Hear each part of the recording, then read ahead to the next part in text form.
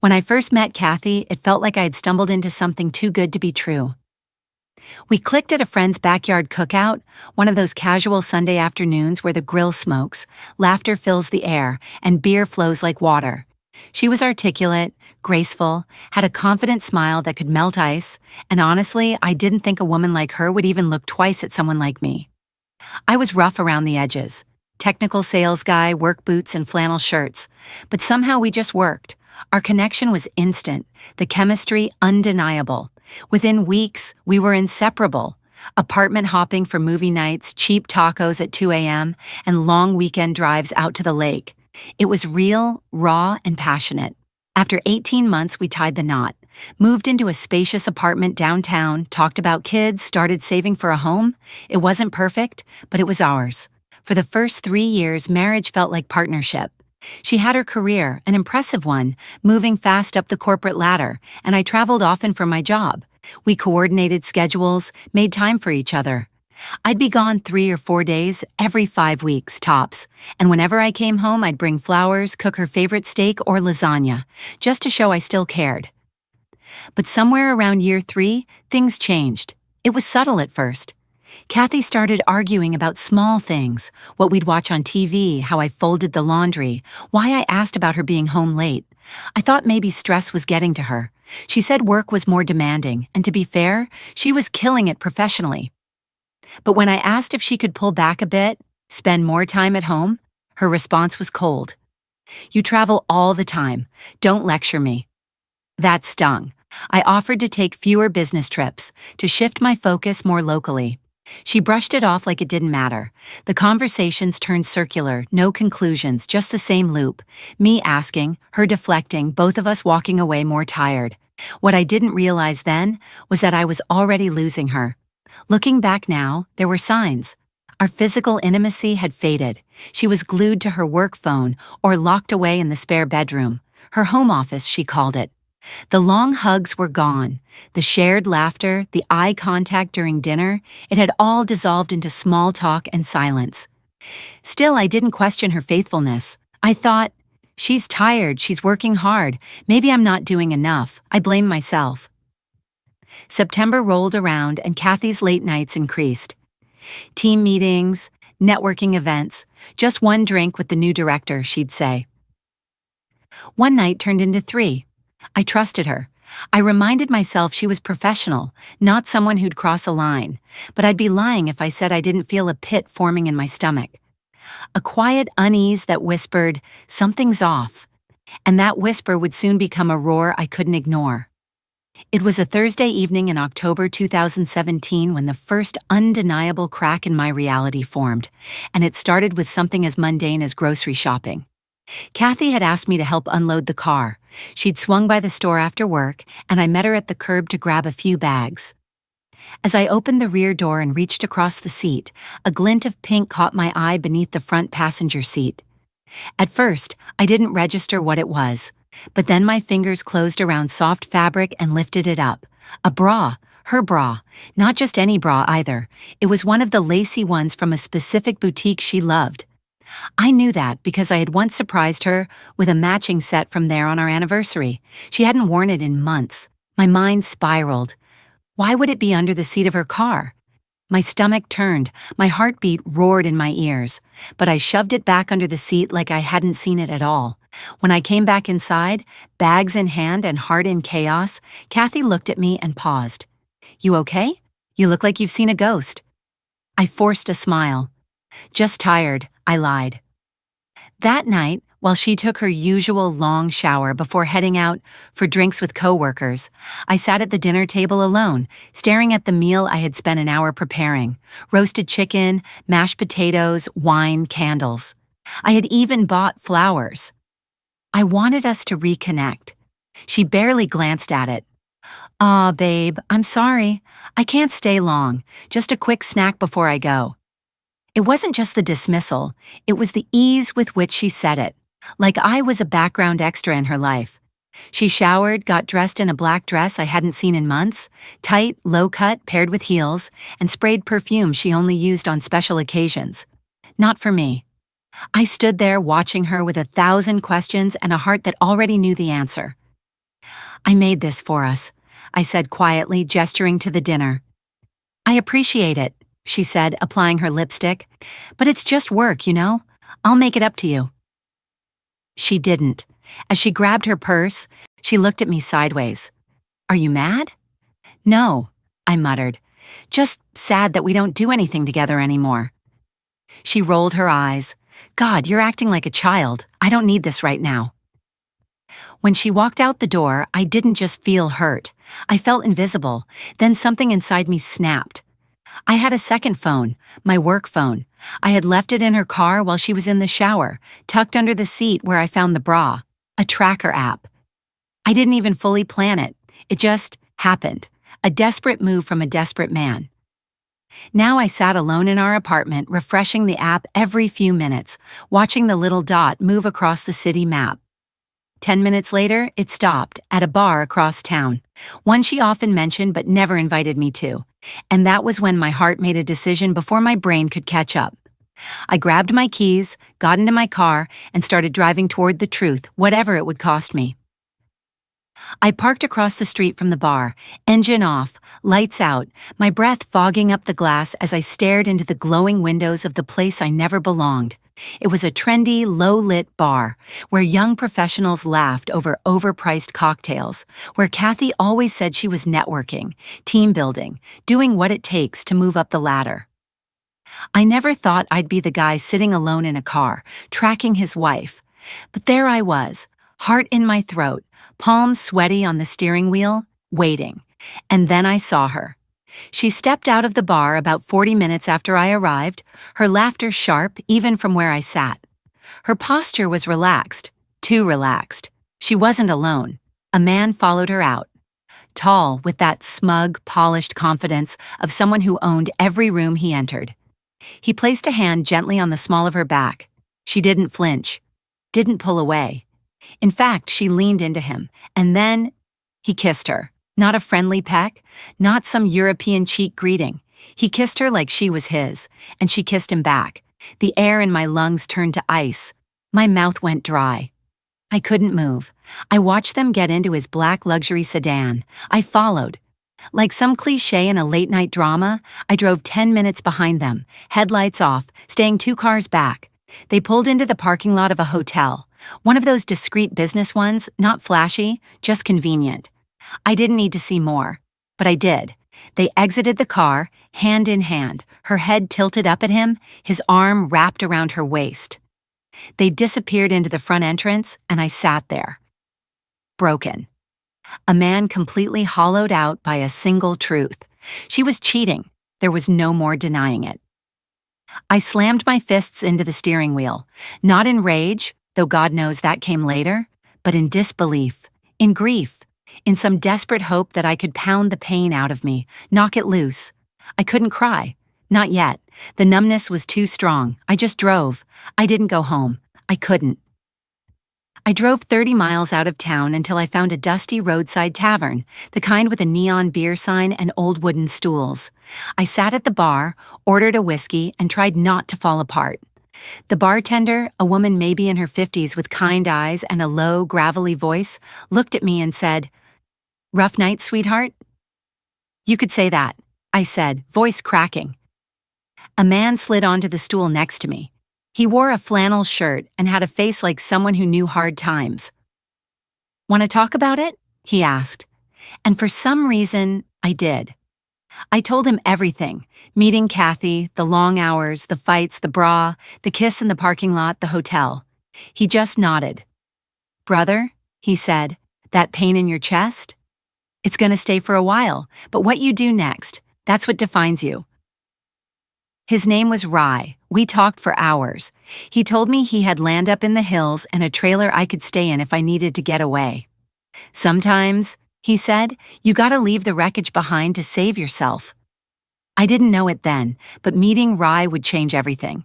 And for the first time that night, something inside me whispered, maybe I can survive this. The next morning, I woke up on the couch of that dusty little bar's back room, the faint smell of whiskey and old wood lingering in the air. Rye had insisted I shouldn't drive home that night, and honestly, I didn't fight him on it. I wasn't ready to go back, not to her, not to the space we once called ours. That word didn't mean much anymore. I looked at my phone, missed calls, texts. Kathy, where are you? Are you okay? Please call me. I stared at her words like they were written in a language I didn't understand. Her concern came too late. A few days later, Rai gave me a tour of his property up in the foothills, just outside the city. It was peaceful, quiet in a way that made you breathe deeper. He showed me a 26-foot trailer tucked beneath tall pine trees, perched near a clearing that caught the golden morning sun. It wasn't glamorous. It didn't need to be. It was a lifeline. You can stay here, Rai offered. No strings. Just peace. I nodded, overwhelmed. This man barely knew me, but he offered me more kindness than the woman I gave 3.5 years of marriage to. Back at the apartment, I moved quietly. I didn't confront Kathy. I didn't scream or throw accusations. I just detached. Slowly, methodically, I packed my things, my clothes, my laptop, tools, books. I didn't touch anything we shared. No furniture, no art, not even the coffee mugs we picked out together. Each trip to the trailer felt like reclaiming a piece of myself. She noticed the change, of course. Kathy started acting oddly attentive. She brought home takeout from my favorite BBQ place. She asked if I wanted to join her on a walk. She even brought up a weekend getaway. I wanted to believe she was sincere, but I knew better. It wasn't guilt that changed her. It was fear. Fear that I was slipping away before she could control the narrative. And she was right. I was already gone. The night before I left for good, Kathy mentioned a business trip. She'd be out of town for 3 days. It was the opening I needed. I waited until she left, then packed the last of my belongings. Before I walked out that door one final time, I left a note on the kitchen table. No long speech, no dramatic send-off. Just 6 words, written beside my wedding ring. I hope it was worth it. Then I locked the door behind me and stepped into my new life. Back at the trailer, the air felt cleaner, lighter. I sat under the stars that night with Rai and a few of his friends around a campfire.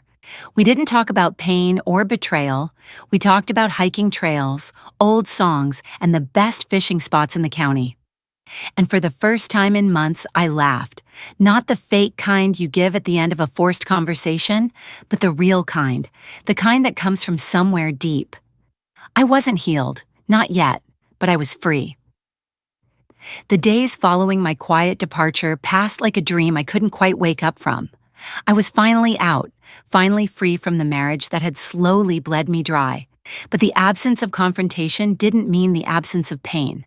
There were no slamming doors, no accusations yelled in anger, just the deafening silence of something that once meant everything falling apart behind closed doors. Kathy began calling the moment she got back from her trip. First it was casual. "Hey, I'm home. Where are you?" Then it was confused. "Your stuff is gone. Paul, what is going on?" Soon the panic set in. "Please talk to me." "I don't know what you think happened, but we can work through this." I didn't respond. I couldn't. My heart wasn't strong enough to hear her voice pretending she was innocent, pretending that I had misunderstood everything. I'd seen it with my own eyes. That kiss in the parking lot wasn't a mistake. It was a choice. And now I was making mine. After a week of silence, her texts turned darker. The guilt trip started. "You're a coward. You have no right to disappear like this. You didn't even give me a chance to explain."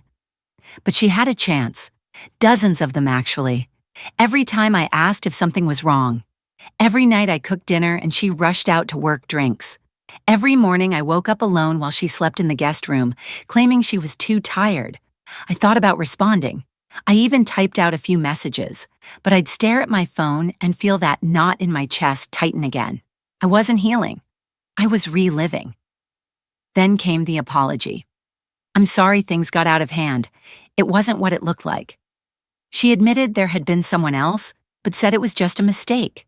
Said it was temporary, that she'd been lonely, overworked, and I had been traveling too much. She tried to twist her betrayal into a byproduct of my absence. That was the moment I truly knew I could never go back. Mistakes don't last for months. Mistakes don't lie in hotel beds and come home smelling like guilt and arrogance. That wasn't a mistake. That was a series of decisions, each one driving a nail into the coffin of our marriage. I blocked her number the next day.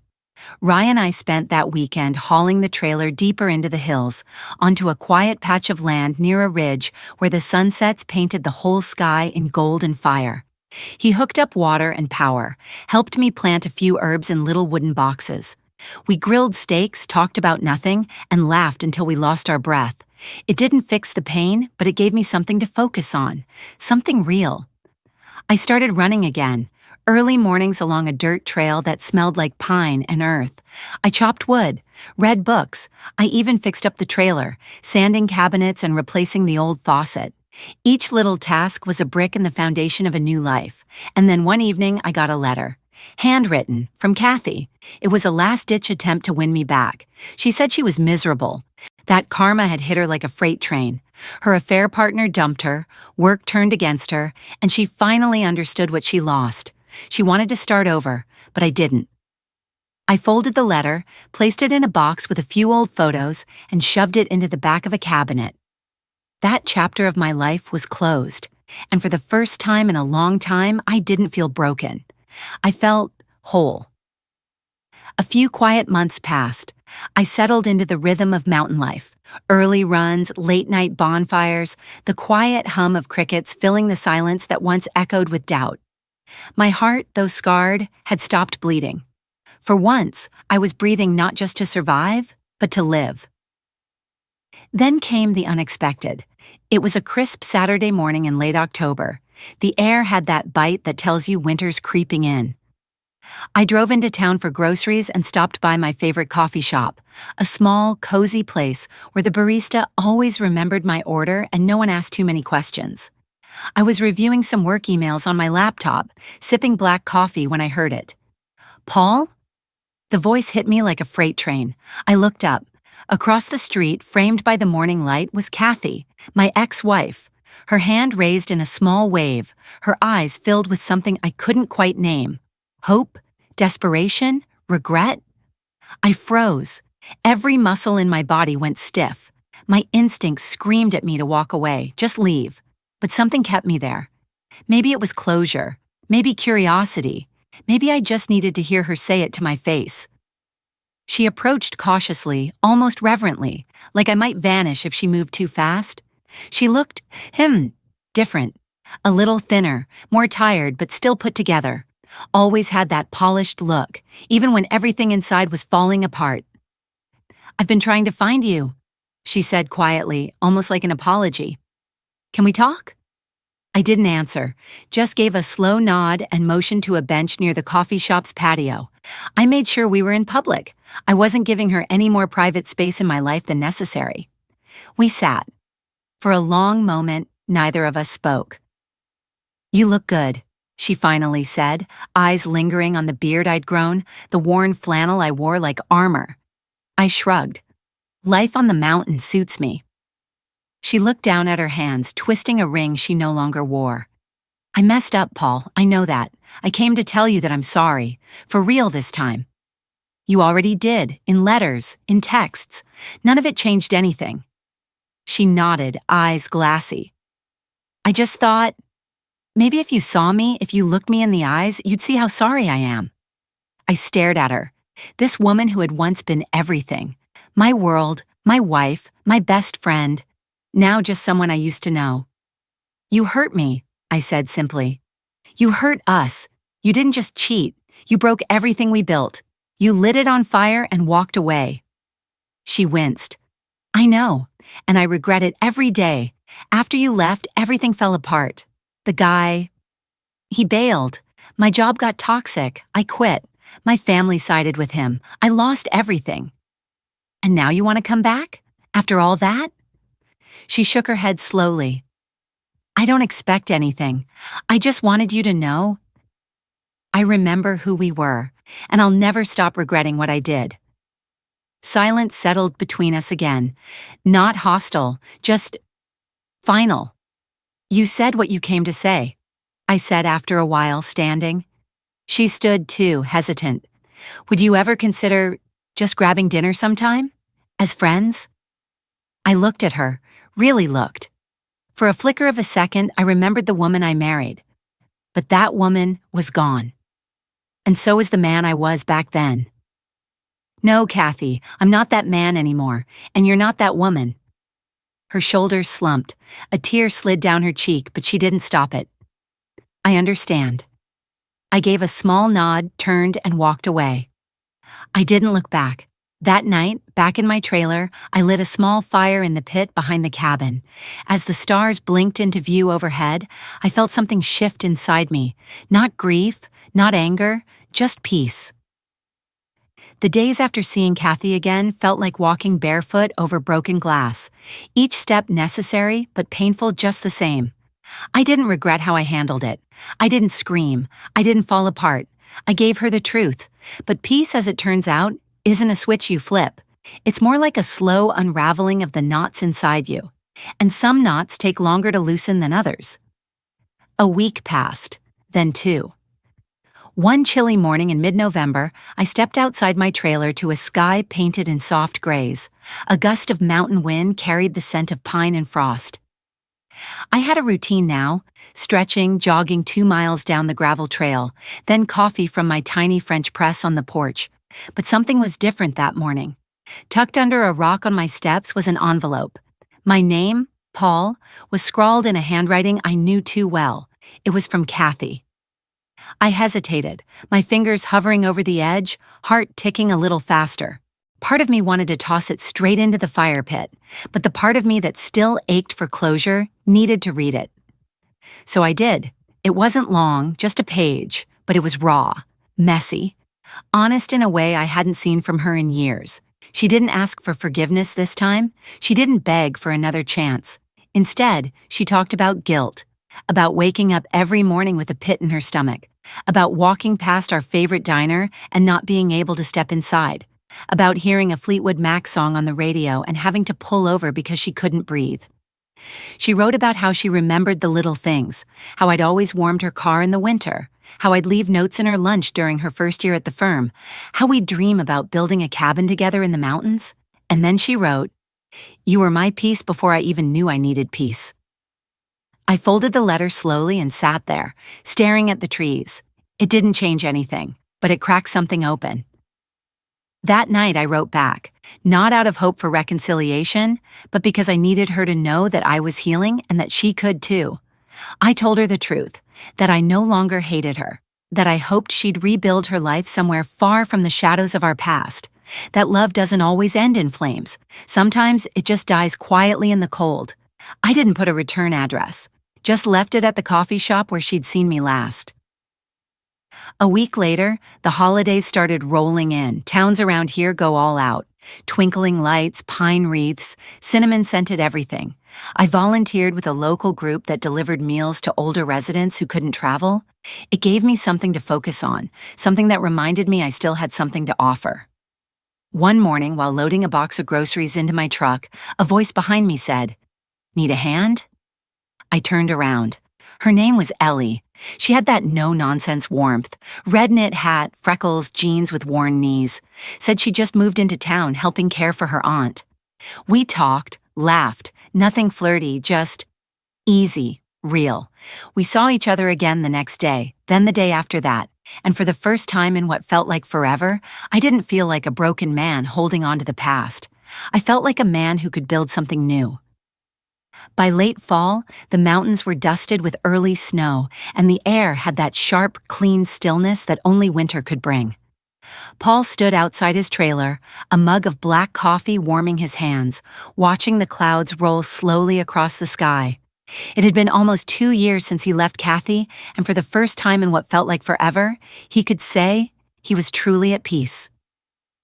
His days had taken on a quiet rhythm. Mornings began with a run along the trails near the foothills, followed by freelance work he picked up from home. Afternoons were filled with fixing up the land, cooking simple meals, and sometimes sharing long, slow conversations with Ellie, the woman he'd met by pure chance one spring afternoon when she had a flat tire. Ellie was different. She didn't push for answers or try to unpack the scars of his past. She simply sat beside him, listened when he needed to talk, and offered the kind of steady presence that had been missing for far too long. Paul hadn't planned on falling for anyone again, not so soon. But love, the real kind, never did care about our schedules. One chilly evening, as he was stacking firewood, Paul's phone buzzed with a notification, an email from Kathy.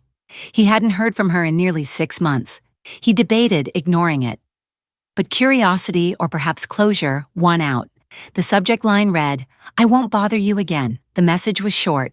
Kathy said she was finally letting go. She'd accepted a new job in Oregon and would be moving in a week. She thanked him for the years they had shared and admitted that she had hoped for reconciliation, but now understood it was never going to happen. She ended with, "I hope you find the happiness I couldn't give you." Paul stared at the screen for a long time, heart strangely still. He didn't feel the rage or heartbreak that used to grip him. Instead, there was a quiet acceptance, a full-circle moment. He didn't reply. He didn't need to. That night, he and Ellie sat under the stars, wrapped in a shared blanket. He told her about the email, and she simply nodded, placing her hand gently on his. "You don't owe anyone your peace," she said softly. Paul realized how far he had come, not just in miles from his old life, but in spirit. He had gone from a broken man ghosting his own pain to someone who now embraced stillness, solitude, and authenticity. He hadn't just escaped Kathy, he had found himself. Sometimes life breaks you open so the light can finally get in. And as he sipped hot cider beside the woman who never tried to fix him, only loved him gently through the healing, Paul knew this wasn't just a new chapter. It was his true beginning.